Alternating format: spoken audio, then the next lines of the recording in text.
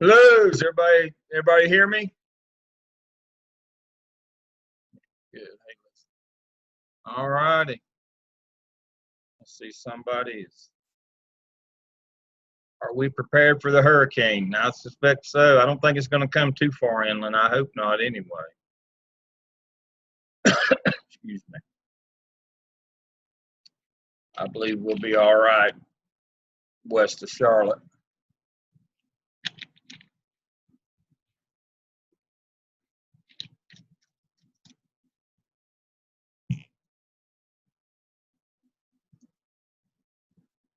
Mm.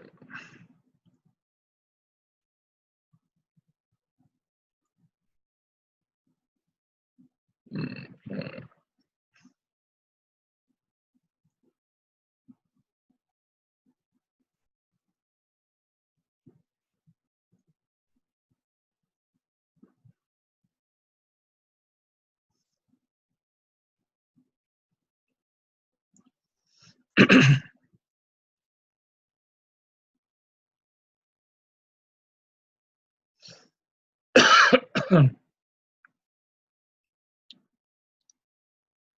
Ryan says y'all canceled school. Let me unmute my man. Unmute. Come on.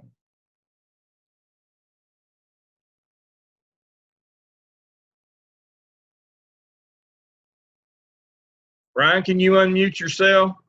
Yeah, I just got that. My bad. All right. You're in Wake. They've canceled in Wake. Yeah, so our senior director of transportation is worried that like the Gardner area and that stuff.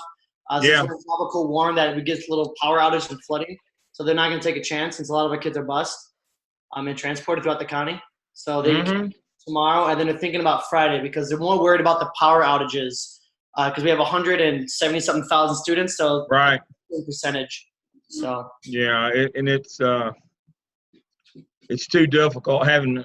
I only worked in Wake for a year, but I've worked 17 years in Charlotte Mech, and I can tell you it's too difficult to try to have school in one part of the county and not in the other. It's a logistical nightmare, especially if you triple the buses between the different grade levels, and so you're better off just to either go or don't go. Delays and part of the county go and part of the county now. Just the legal liability is just too great. I mean, this has been the lead story on the news for 2 weeks. So, I mean, it's not like it slipped up on anybody.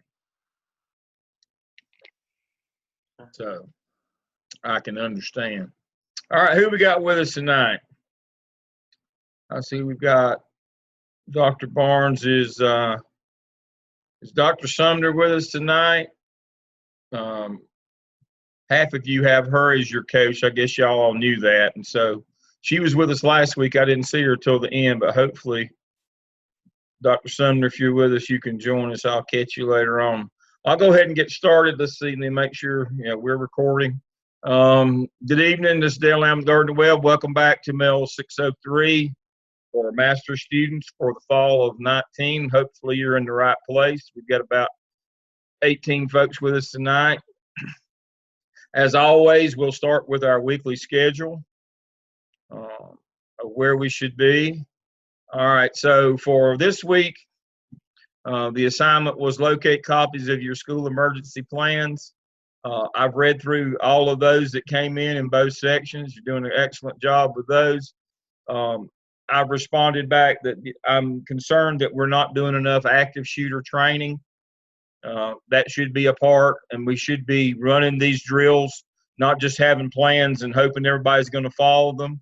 I'll use the example of Butler High School in Charlotte. I'm going to ad hoc call on Dr. Barnes here in a minute.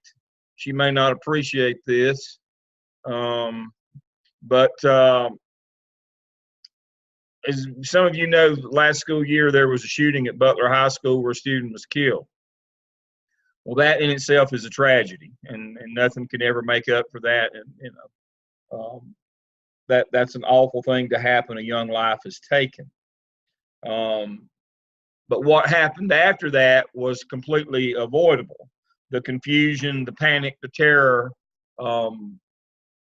in your crisis box, there should be 3. Let me move myself back up where I can see. There should be 3 evacuation plans. One to an on-site location on your campus, like the ball field. There should be one that you can walk to nearby, like a church. And there should be one once you get to the church, you're picked up in buses and transported to an off-site location somewhere like Coliseum or a shopping mall or something like that. The problem at Butler is they didn't have plans. They hadn't practiced them. Nobody knew what they were going to do. Some of the kids ran to the church, some ran to the ball field, and some caught cars and went home. And it took the majority of the day to try to figure out where students were. It did not go well. Number one, they didn't have their crisis plan updated as we came to find out. And number two, they hadn't been practicing any of the drills in terms of an active shooter drill. They're different than other drills. And so I'm going to call on Dr. Barnes. She doesn't have to call any names, but I'd like to get her comment on that situation at this time. Dr. Barnes? Can you hear me? So you're absolutely correct in that there was a lot of things that did not take place. And even though we have what's considered, I actually brought it with me this evening, the CMS actual emergency plan. It was interesting to find out that no one could find the plan that actually tells you exactly where students are supposed to go, if it's an active shooter, whether it's level 1, 2, or 3. So due to that, there were a lot of changes that were made. And like you said, I won't call names, but there were a lot of changes that were made due to the fact that there were so many errors made because of that. And thank you, Dr. Barnes. You know, I told you last week, this job is about when the lawsuit comes, and it will. It's about keeping your house. It's about not losing, not being held personally liable, negligent, those kinds of things. Now, people lost their jobs in Charlotte over that situation. The tragedy was a child was shot and killed. They didn't lose their job because a child was shot and killed. They lost their job because they weren't planned and prepared for the aftermath, for the incident or the aftermath. Or they had plans that didn't know where they were, couldn't find them, hadn't updated them, et cetera, et cetera, et cetera. They had all nodded their head at active shooter training or whatever, and didn't go back and implement any of the things that they'd been told to do, assuming that can't happen to us, or we don't have time for that, or we're too busy. And so they didn't follow what emergency plans they had weren't good, but they didn't even follow those. And it became just a complete disaster. Not just the disaster in terms of the child being killed, which is the ultimate disaster, but what happened as a result of that. And people lost their jobs. That's the way it works, and it went all the way to the top in this situation. So you can't have a job too big in the school district that you can't be touched by incompetence, by negligence. You just can't. It will follow you. It will get you. So you need to make sure when you're in charge, and you will be in charge when you get your first assistant principal job, first thing they'll give you is that. Is all the safety, discipline, crisis. They'll put it all on you.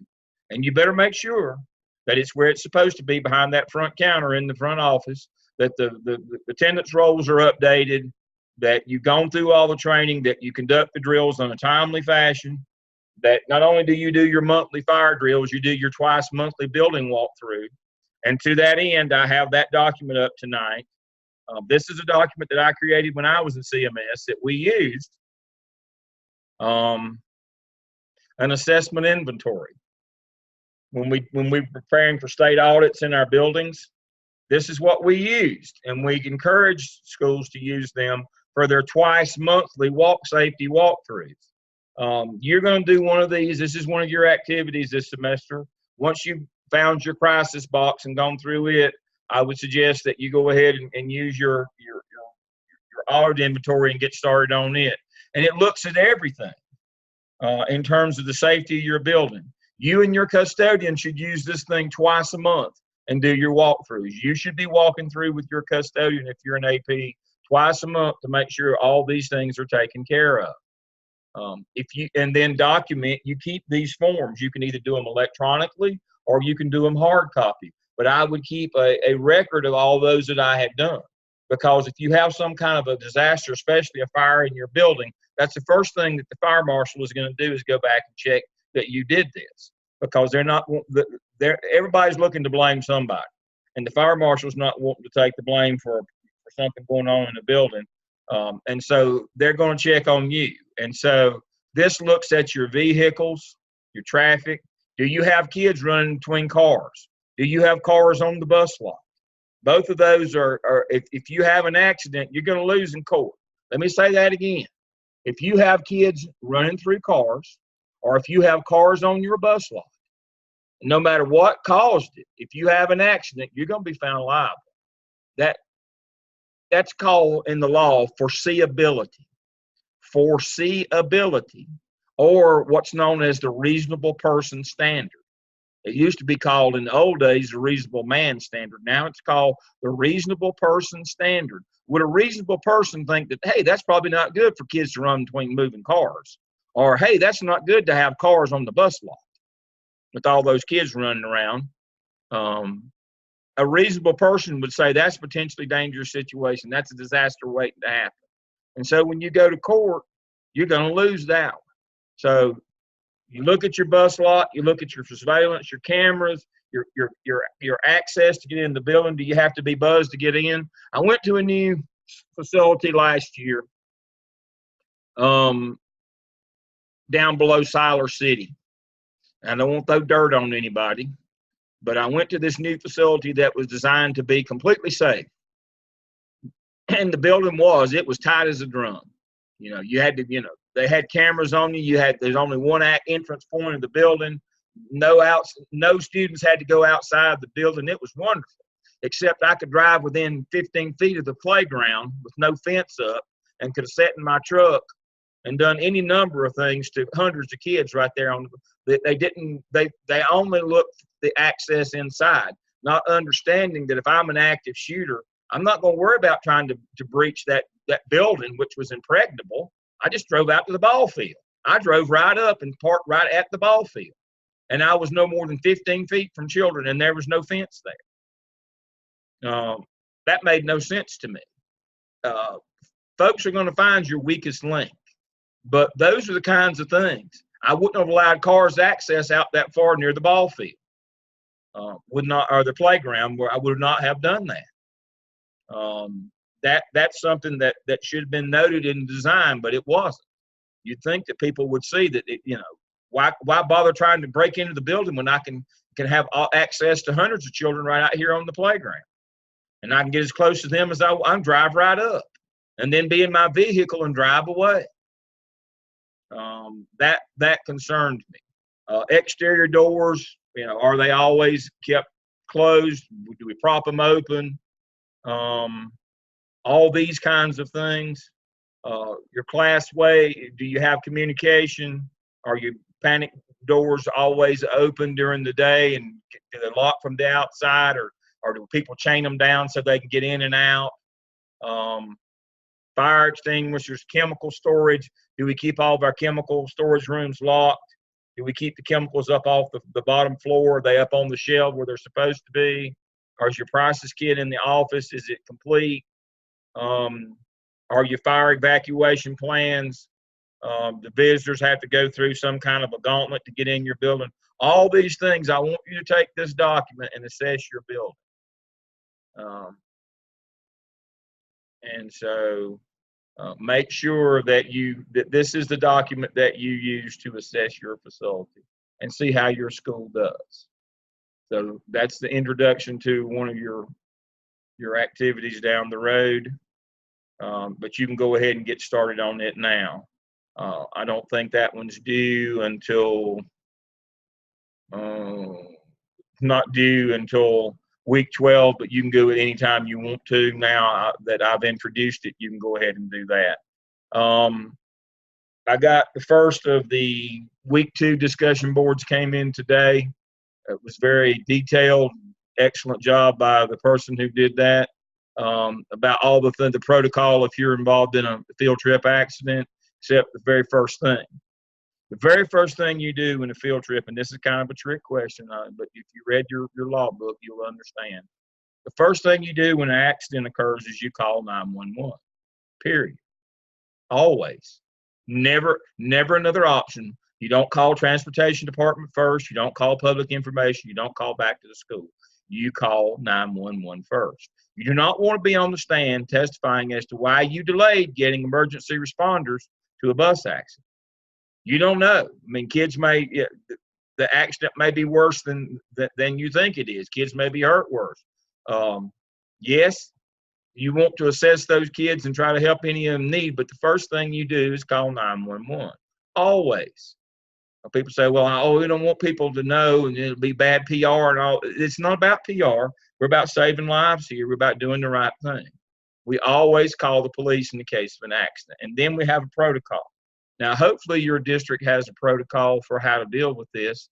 The response that came in today was great, the protocol that you do after you call 911, but that's got to come first.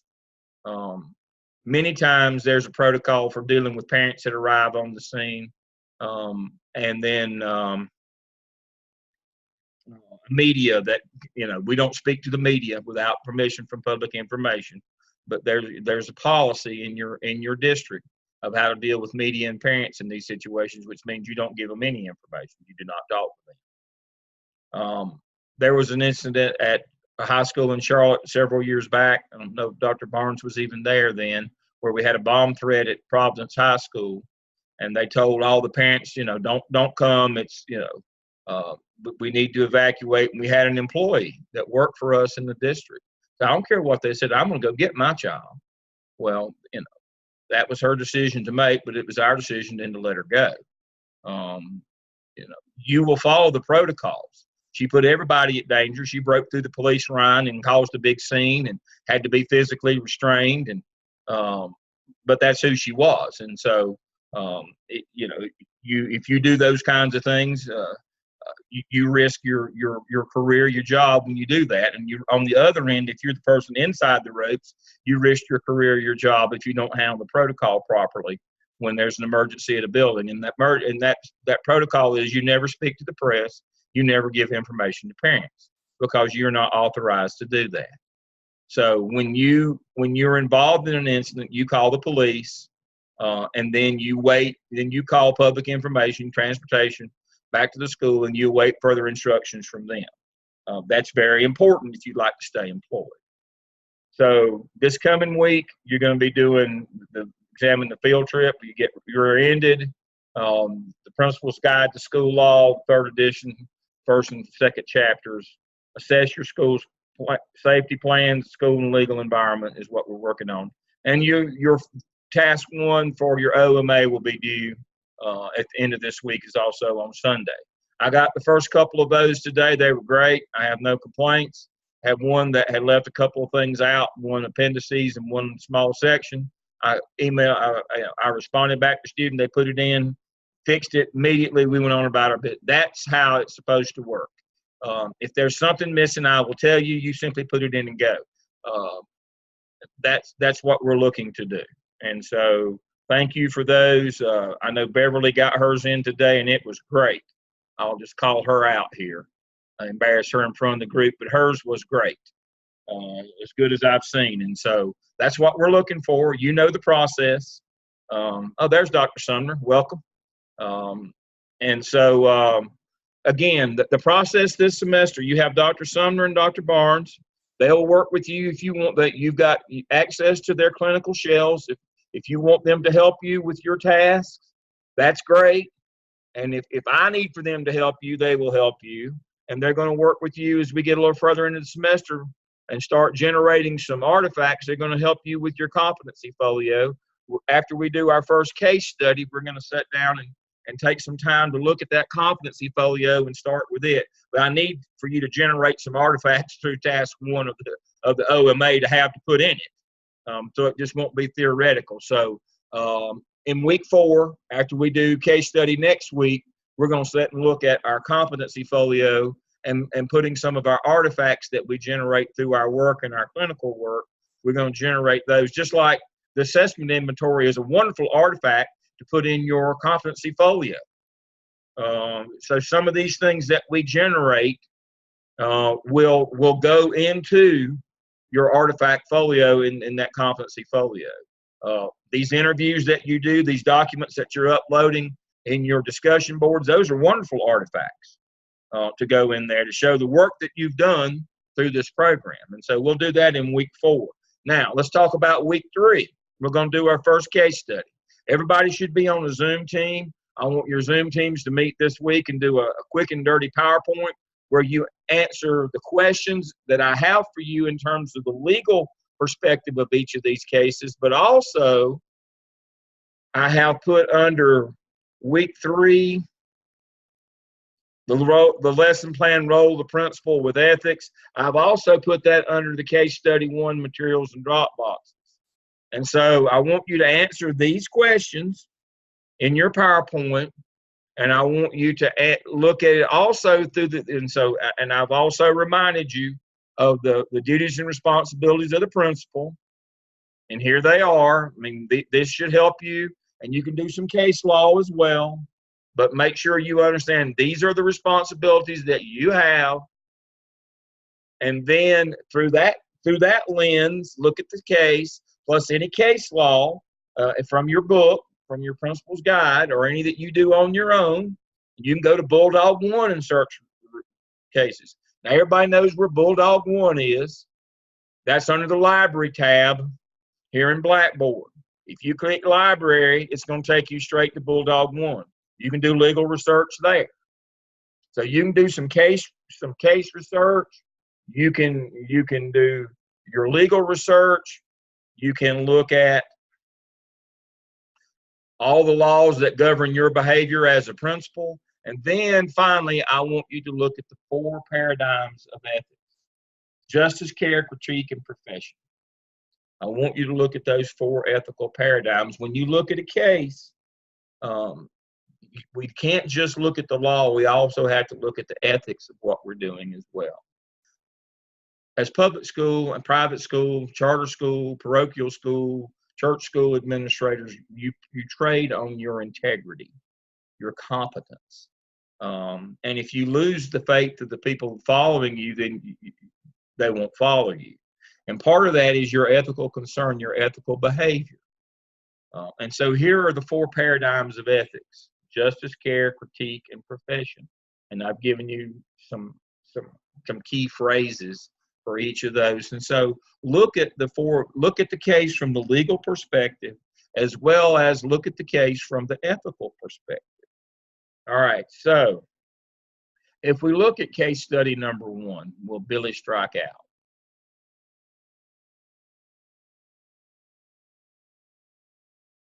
Let me get back over here inside our class shell.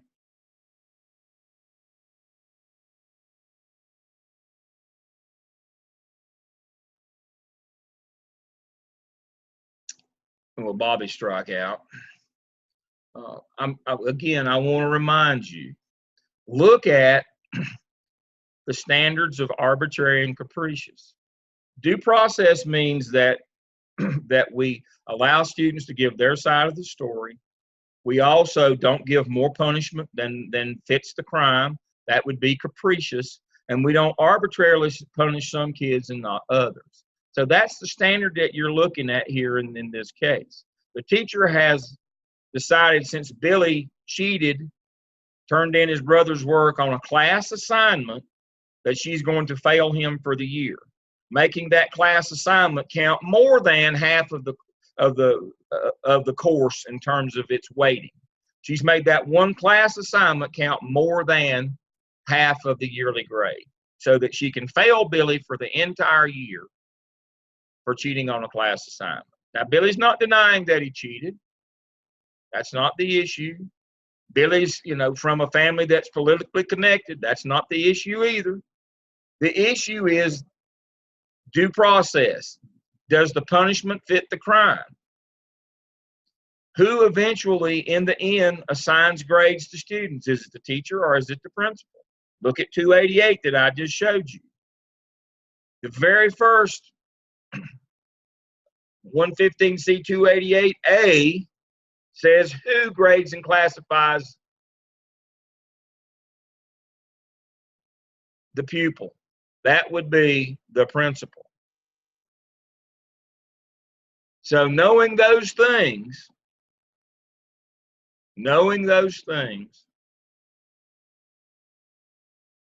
115C 288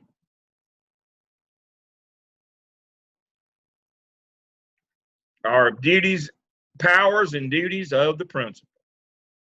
Number one is to grade and classify pupils. So, legally, do you have the right as a principal to overturn the decision to fail Bobby for the year over a class assignment? Does that weighting of the course in terms of the value of a weekly assignment or a class assignment, is that school board policy? When we determine the weighting for grades, what constitutes the final grades, is it capricious? Is it legal to make a class assignment count more than half the yearly grade? Now, we look at zero tolerance. That's part of due process. Zero tolerance does not mean zero tolerance for cheating. Zero tolerance means when you have, regardless of the circumstances, you have kicked the kid out of school for a year. Even if you offer them a recompense, even if you offer them some relief in terms of an alternative placement or summer school in place of that year out of school, that's still a zero tolerance suspension. Are zero tolerance suspensions legal? No, they're not. They have to be reported to the Office of Civil Rights because they are a violation of due process. By nature, by the very name, it means that we don't care about the circumstances. Due process means that there could be extenuating circumstances. Zero tolerance means we don't care. Doesn't make any difference. We're putting the kid out for a year. Sue us. And some districts do that for certain things. They feel strongly about certain things. Is this one of those things that you'd feel strongly enough about? Cheating on a class assignment that you would be willing to lose a lawsuit? So those are the kinds of things that you need to be looking at when we do your take 10. Anybody happen to know next week? Those of you that are with us, you can either email them to me or put them in Blackboard, or I can make you the host, but we'll share your PowerPoints next week and we'll talk about this and be more talking from you and less talking from me. So everybody understands the assignment for next week's class. We're only going to cover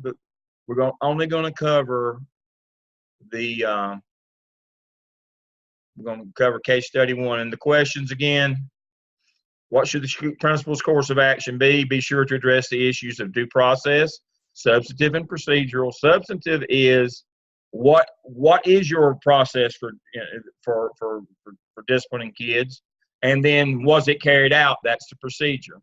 And the standards of arbitrary and capricious. And along with that comes zero tolerance.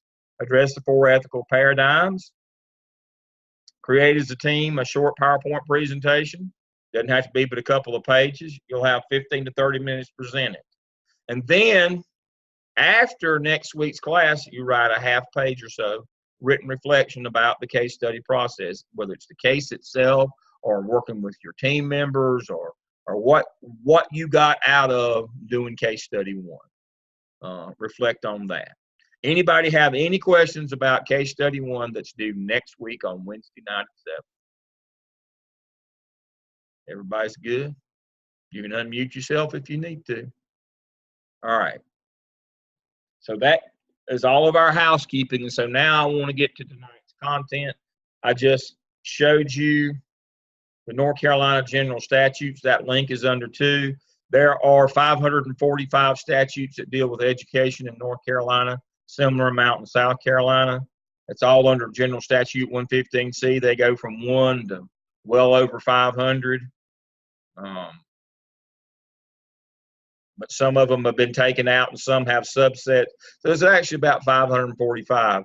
The ones that you are most interested in this semester are is 288, duties and responsibilities of the principal.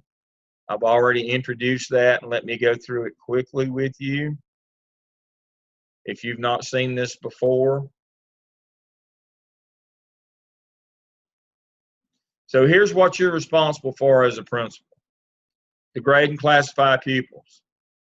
You have the authority to grade and classify pupils. You assign the final grades. You put them in what grade level, what classes they're supposed to be. You determine who does the master schedule. That's all you. I was asked a question today from a former student about, can the principal, cancel your class and put you in another one? Well, of course they can. He was upset that his class with 3 in it was canceled and he was assigned a class of 10 somewhere else. Well, that principal has the authority to do that. That's part of the master schedule. With the 20 days or 10 days, if you don't have but 3 students, they have the right to do that. You didn't make enough students for that class to go. That's what a principal does. To make accurate reports to superintendent and the local board. You can read through that one. To improve instruction and community spirit. Conduct fire drills and inspect for fire hazards. That's what I keep harping on. Right, that's the one that gets you. That's the one that causes you to lose your job right there. Inspect for fire hazards. Everybody does the monthly fire drill, but nobody does the fire hazards. And then something happens. Kids get trapped, can't get out, doors blocked, doors chained, something's locked. And that's when it goes bad for you. Not only do you lose your job, you lose a civil lawsuit as well, and you lose your house. So 2 times a month, at least twice a month, you have to inspect your building using that assessment inventory that I gave you. And you document that. And you can see cafeterias, gyms, boiler rooms, storage, auditorium, all classrooms. And you keep a copy of those written reports along with your fire drill. So everybody sees the fire drill part, and every school has one once a month, and nobody sees the second half, which is the more important part, that you keep your building free of those, because that's where the liability comes. That's where the liability comes, is that people get hurt and it could have been avoidable. That's when they get you. To discipline students and assign teachers, duties of teachers regarding discipline, well-being, and medical care. So you're responsible for discipline, protect school property, to report acts to law enforcement and the superintendent, and in that order. You call the law first, not second. People used to call me when I was the person in charge of this kind of thing. They'd call me, and the first thing I'd ask, if you call the law, no, well, why are you calling me? Hang up and call the law, then call me back. We're not going to even hint at the appearance of impropriety, cover up, trying to get our story straight, trying to fix it after the fact. No, we're not doing that. Call the law. If you don't have a SRO in your building, call the law today. Call them now. Make sure, because the law says that you have to do that, and it tells you the activities that if they occur on your campus, even if it's not an accident, something, a bus crash, if these things happen on your campus, you better call the law now. Assault resulting in serious personal injury, sexual assault, sexual offense, rape, kidnapping, indecent liberties with a minor, assault involving the use of the weapon, possession of a firearm, possession of a weapon, possession of controlled substance, you immediately, see that says immediately. Not when you get around to it, or I didn't think about it, I was going to call them Monday. It's Friday afternoon. We had a ball game. It was busy. Or I was going out of town this weekend. I'll call them Monday. It says immediately.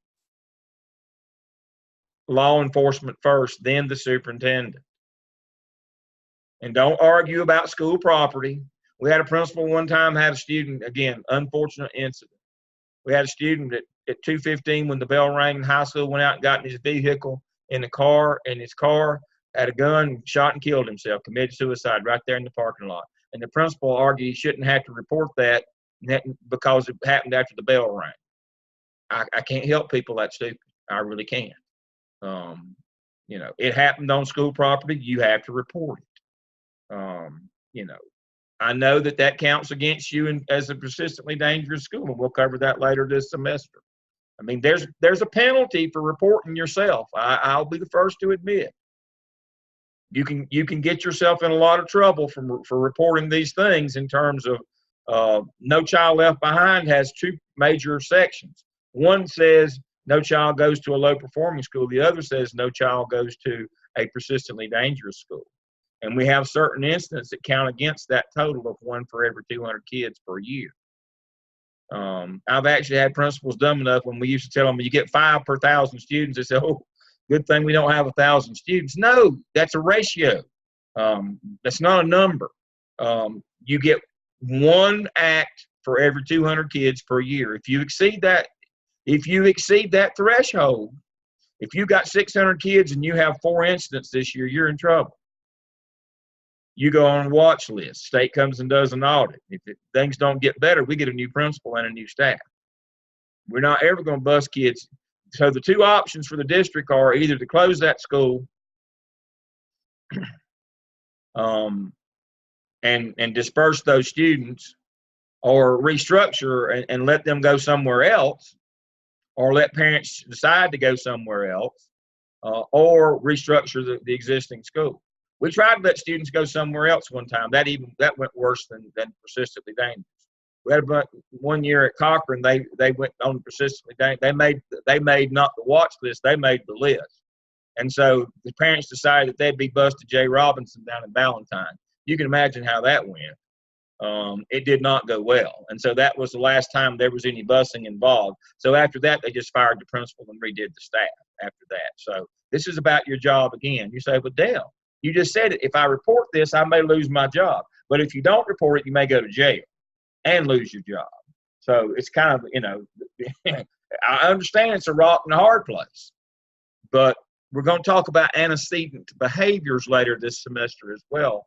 The little things that become those big things, and how to stop the big things by working on the little things. So we're going to talk about how to address this without just blatantly cheating and then putting ourselves at risk and going to prison.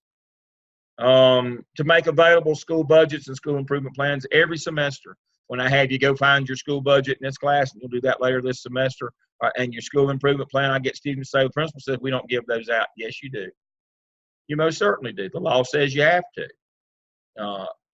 Any parent or interested party, and you're an interested party, can ask for a copy of the school improvement plan and the school budget. So the principal has to develop those every year. Now, I told you we want to learn the triangle this semester, where the school improvement plan has to be supported by the master schedule and the budget. And that's one of the reasons why we're looking. Specifically, the 3 things that we look at this semester are your school improvement plan. What are your initiatives? Now, does your master schedule support that, and does your budget support that? Excuse me. It doesn't do any good to make a school improvement plan if you don't put any money behind it, or you don't schedule your school that way. So we'll be looking specifically at those documents. So that's a legal requirement for every principal in the state. Every year has to develop a budget and a school improvement plan, and has to make them available to anybody who comes by and asks. You're required to evaluate licensed employees and develop mandatory improvement plans. That's what you do in Task 2 of the OMA. You did it last semester in the APTEL. That's why I had you do it then, because that's a legal requirement. That's why I said, well, if we did it last semester, why does it pop back up again this semester? Because you need to understand that that's a legal responsibility. Developing that professional development plan, it's not just a good idea, it's the law. You have to have one of those in your school. If somebody come by and says, "What's your professional development plan this year?" and you say, "Well, we thought we'd spend some time on this or that or the other." "Well, where's your plan?" "We don't have one." That will not go well for you. You have to have a professional development plan. That's a mandatory. It's for continuous improvement. Some of the minor things you have to do: transfer students' records, sign driving eligibility certificates, you can obtain consent necessary from parents to give information to the DMV over lose control, lose your license statute. If you don't go to school and you've got a driver's license, you don't go, or you don't behave in school, you lose your driver's license, you have to cooperate with DMV when they ask for or send them that information. To establish school improvement teams, which come up with school improvement plan. See, that one had to be added because some principals said it says I have to do a school improvement plan. Doesn't say I have to do team and take input on that. I'll just make my own plan every year. Well, no. And so for that reason, this one was added, as you can see near the end. You have to establish a school improvement team to develop a school improvement plan. You can't just write it yourself. And then you have to address needs of students who are military dependents. And so those are the biggies. There's others embedded in these other 145 or 545 statutes. But you need to take some time and go through and look at these, the duties of a teacher and superintendent and all these other different things. There's a law pretty much for everything. Class size. And it talks about those. And so this is the backbone of the school law, that you must know these statutes. I'm going to go ahead and close that one. I'm monitoring my time here. Let's see.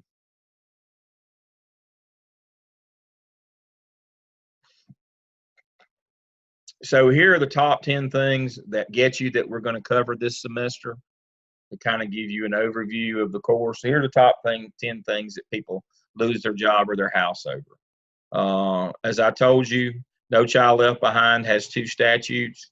Low performing and persistently dangerous, you get 5 for 1,000 or 1 for 200. These acts that have the star next to them count against you in your calculation for persistently dangerous. This is all in a manual from DPI. I'm going to introduce that manual to you. Probably the week after the case study, I'll introduce the manual. I don't have time to get to it tonight. It's a rather lengthy manual. We're going to spend pretty much one class session on. Assault with injury, assault with a weapon, death, kidnapping, rape, robbery, sexual assault, sexual offense, indecent liberties with a minor. Those are the ones that you can see that the asterisk next to them. I'm ashamed that I know what they are simply by the symbols. I've had to use them so much. That's not a good sign. But these are the ones that get you. These can't happen on your watch. If they do, they'll get somebody else to watch. And they're not random. They occur as a result of small things that become big things. Your sexual stuff usually occurs from too much inappropriate contact, inappropriate display of affection, inappropriate touching. All that kind of stuff leads to the bigger stuff. Now, and I'm going to tell you now as a clue for later on this semester, I don't care what anybody tells you. When somebody comes to you and reports that a sexual infraction has occurred, your first response is to call the police, period. Do not say, well, I'll do a precursory investigation and then I'll go from there. No, you are not qualified to do sexual investigations. That is not your role. That's not what you do. If you start it and find out, oops, something bad has happened and turned over to the police, more than likely they're going to thrash you over contaminating their evidence or warning off the witnesses or the perpetrators. We had a situation at North Mecklenburg High School where a 16-year-old young lady reported that she had been raped in the bathroom. And the assistant principal decided that she would investigate herself. Did not call the Huntersville police. Decided she'd just do it herself. And she came back and said, well, yeah, she went, and the camera shows she did go to the bathroom, but it looked like she was a willing participant. It was just consensual sex, no harm, no foul. Well, the mother was not satisfied that and went to Huntersville police. And the Huntersville police immediately threw the school under the bus. Said, we're quite sure a crime occurred, but we can't prove it. And, the school has contaminated the evidence. And so, sorry. And just completely threw the school under the bus. And so, but the problem is the school misinterpreted the law. Ew, ouch. That's gonna leave a mark. That's gonna cost you some money. They said, well, the girl was 16. She consented to have sex. You can do that. And Age of consent in North Carolina is 16, except there's a proviso. There is a proviso, and we're going to cover that in the manual. The proviso is if you are mentally incapacitated, you cannot consent at any age. She was self-contained DC, which by definition means she's mentally incapacitated. She did not have the capacity to consent at any age. And that's what the mother was trying to explain. But the school, trying to avoid having a rape and the adverse publicity that a rape would bring to their campus, interpreted the law the way that they wanted to, not the way the law should have been interpreted. They said she's 16, she can consent, but she chose to ignore the notion that she was mentally incapacitated. So if we look at that, and I do want us to look at that quickly, I'll just go ahead and Google it, or Bing it, whatever. NC discipline. That's sad again when I just put NC in and disciplinary data manual pops up first. That's not a good sign either.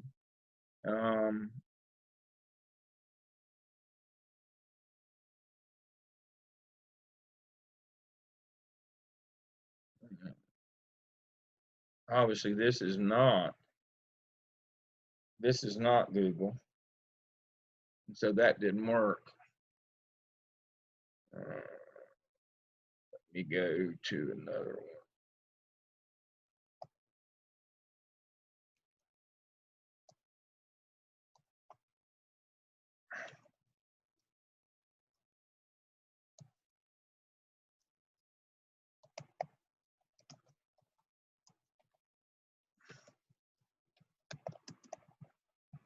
Let's see if I have better luck this time.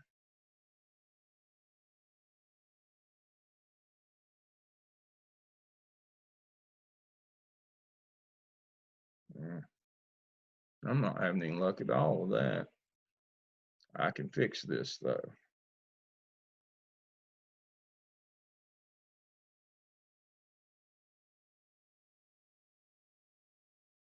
There we go.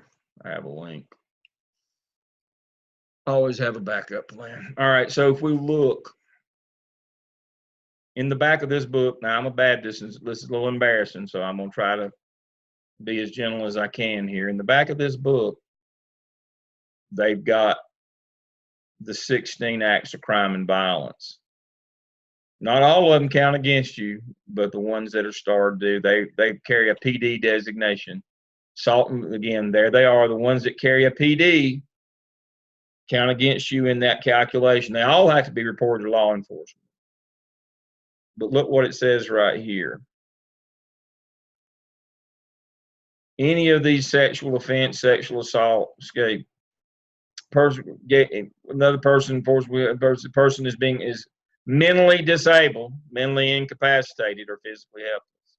They cannot consent. See right here, 16 is the age of consent unless you're mentally disabled. If you're self-contained DC, you cannot consent at any age. Of course, we keep those kids until they're 22. So it's really hard to deal with them, between the ages of about 14 and 22, especially once they're over 16, but they cannot consent. Doesn't matter that they went willingly to wherever to have sex. That's immaterial. The law says they can't consent. So the police would have known that and would have honored that. The school did not, and of course, that did not go well for the school personnel there. We had to have a new administrative team shortly thereafter. And so those are the kinds of things that we're talking about. We're talking about your career here, your livelihood, your job. Make a mistake. So when anybody comes into my office and said something sexual happened, I get the law immediately. That's not me. I'm not law enforcement. I'm not qualified to do those investigations. Well, it might be an embarrassment for our school that we could have been boarded. Yeah, but it may be a lawsuit that cost me my house. Didn't work all my life and career to give my house to somebody else over a little bit of bad publicity for the district. Sorry.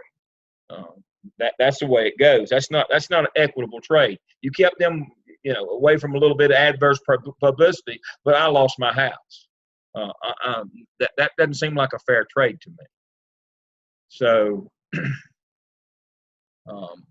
that's, again, that's one of those hot spot things. You better not get caught up in that. Disciplinary data reporting, not reporting to the state the incidents occur on your campus.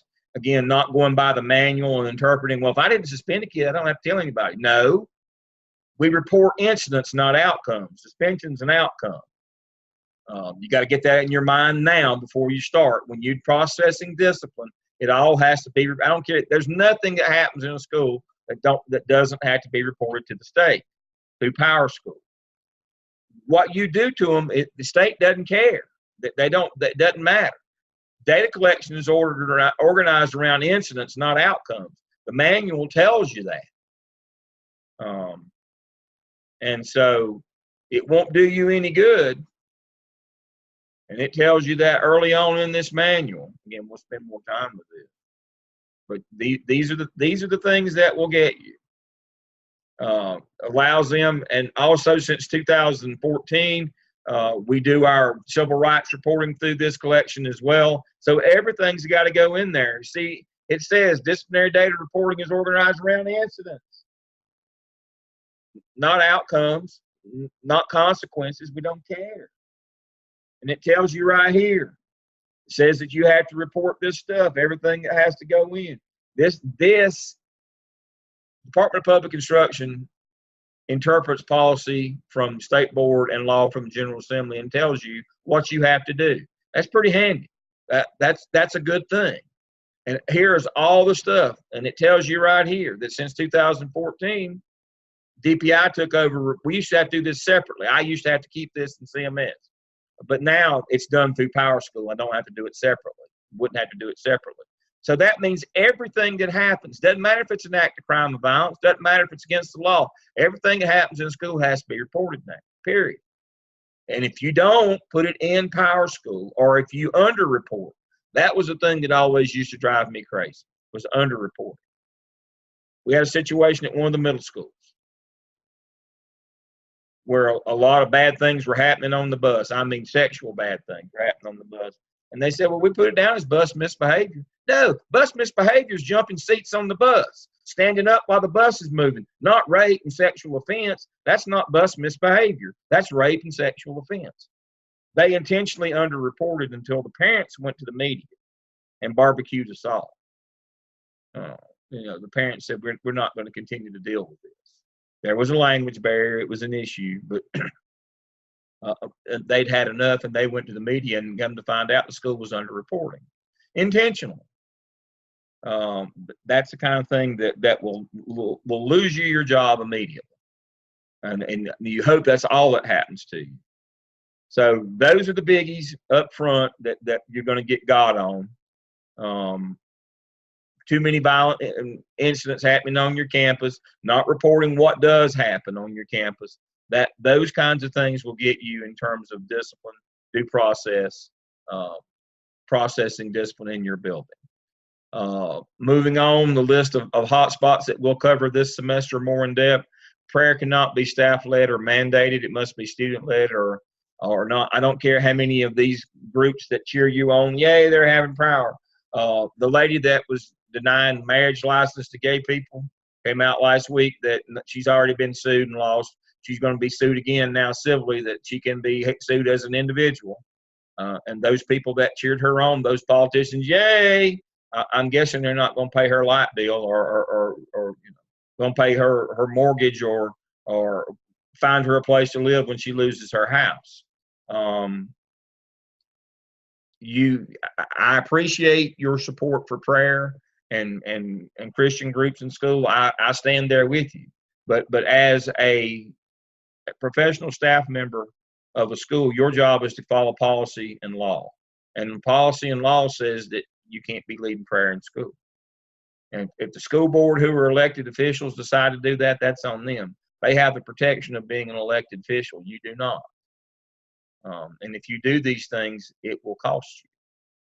And that's one of those things that we're getting more and more belligerent about. People are thinking, I can set my own policy or what I think, Matt. No, not when you're professional staff.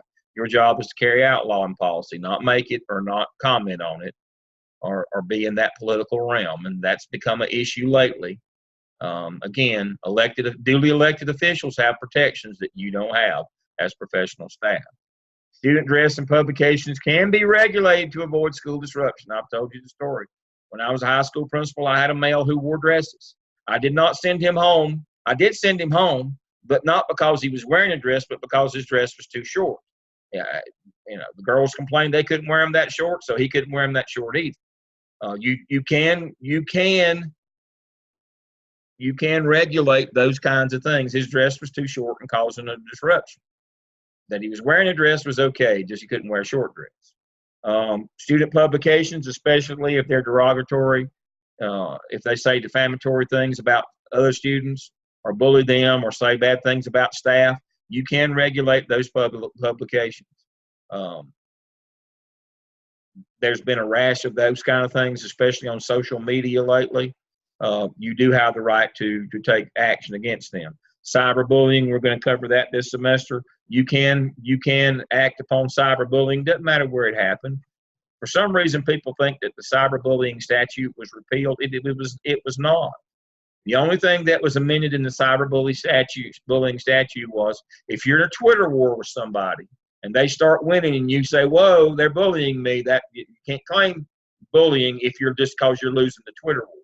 If you engage back and forth on social media and it gets too rough for you, you can't say that you've been bullied because you were a willing participant until it got past the point where you were comfortable. That's the only change in the cyberbullying law. So it doesn't matter where it occurs, it is illegal. Search and seizure, reasonable suspicion. The school staff only has to have reasonable suspicion to search a kid. Police need probable cause. Strip searches are not permitted by school staff. We had a case of that years ago. You need to understand and talk with your resource officer, your SRO, about the differences between reasonable suspicion and probable cause. I would always want the police there if we did any kind of a search, and you need to talk with them and iron that out because that one will get you. You search a kid illegally without probable cause, and you don't have, you didn't involve the police, and you do find something bad, it could go bad for you. You can't take illegal items into your possession. Now you just possess them because you're not law enforcement. So you need to make sure that you understand search and seizure and you work that out with your SRO. Zero tolerance policies are not legal. You just say, well, he did this, I'm giving him that. That'll get you. Can't do that. That's our first case study. Abuse, neglect, and harassment must be reported to school and law enforcement. FERPA, violating federal law in terms of giving away private or sensitive information on students or parents. That's against that one is really become because of social media or and it's not just their records. A teacher was forced to resign this week in Mooresville Graded City Schools because she gave confidential information about a disabled kid. She was complaining about him and referred to him and his status in her Facebook post, and so she lost her job this week because it was a violation of FERPA. It was inappropriate, it was unethical, but she broke the law, and that's why she lost her job. Privacy law. Due process, make sure that you follow the code of conduct and the protocols in your district. They'll already be there. That's the substance. Procedure is make sure you follow them. And then arbitrary and capricious. Again, those are the standards of our first case study. Arbitrary is when we single out certain students. Me and Lisa are behind the gym smoking. They tell Lisa to go back in class and just shoot me. That might be arbitrary. We punish one or we don't punish another. And then capricious, we give more punishment than the law. Shooting me for smoking is probably a little bit too much, don't you think? But those are the kinds of things that get you in this business. These are my top 10 for things that you'll lose your job on in terms of disciplinary day-to-day. Now, we'll talk about finance later. We'll talk about all the financial laws that'll get you. But this is the day-to-day disciplinary due process, incidents happening, those kinds of things. These are the ones that cost you your job. This is not my opinion. This is from years of data collection and running the numbers, and knowing what gets people, and being the one that had to do the investigation and deliver the news. These are the ones that'll get you. All right, so that covers our top 10. The only other document that I had for us tonight, I'll go ahead and close that one, and that one that I will spend some more time with later this semester are the important court cases. Most of these have to do with finance or money in some way. Modern court cases start with Brown in '54 that said separate's not equal, that led to eventual desegregation of schools after the Civil Rights Act 11 years later. Nothing happened for 11 years. And then we had the Civil Rights Act of '65, and so we started integrating schools in '66. I'm old enough. I was in school at that time. I remember when it happened. But it took 12 years before anything happened on integration after the Brown case. It took the Civil Rights Act of '65 for that to happen. We started school consolidation. States started exiting capital funding, which is going to be big because that's where, and so now it's up to local districts to come up with money for buildings, and we'll talk about that more this semester. And then the Elementary and Secondary Act of '65, Titles 1 through 9. You know those, you know, and you love them. So that's where we start. We move to due process in '69. Prior to then, there was no due process in schools. Students got due process rights in '69 as a result of protests in the Vietnam War. Again, in my era, the Swan case in Charlotte was a national case on busing.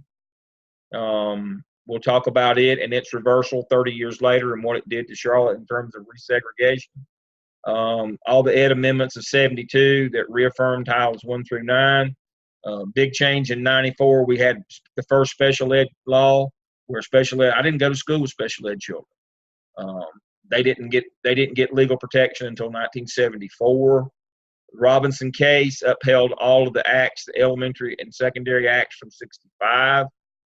Basic ed plan in North Carolina started accountability in '84, which led to the standard course of study fully implemented by '89. Performance-based accountability started in '89. I was the principal then. It became the state ABC program. Funding, Leandro, watershed case in America, again, a North Carolina case. We'll talk about it. Capuchon lawsuit in Charlotte. Those of you who watch Wayne Cenac on cable TV, he did a whole special on Swan and Capuchon, what happened there. Wyatt Cenac is his name. Not happy with his language, but his documentary was wonderful about that. But 30 years of busing and how it was all reversed in a matter of weeks. No Child Left Behind, EVOS value added, vouchers, and then there's a couple more. And we'll go into each of these as we get. This is kind of a cursor of what we'll do in terms of the finance and the finance end of it as well this semester. That's kind of an overview of tonight. Was an overview of what we're going to be covering with some content as well. I appreciate you following along. Anybody have any questions? I see my time is up. Again, I want to thank Dr. Sumner and Dr. Barnes for joining us this evening. Get your task in. Again, if they're good enough, I'll just tell you if they need a little fixing, and then if not, we'll send you over to them and their shelves to work with them. They're on standby to do that. In 2 weeks after next week's case studies, we're going to work specifically on artifacts for our competency folio. I noticed that our group that finished this past semester, our 5-semester people, their competency folios were not where they needed to be. I mean, they passed, but they would not be something that you'd want to share with an employer. You need every leg up that you can get to get a job, every little advantage. So I want us to focus more on that this semester, and so we're going to do that in 2 weeks. Let me see the questions now before I sign off for the evening.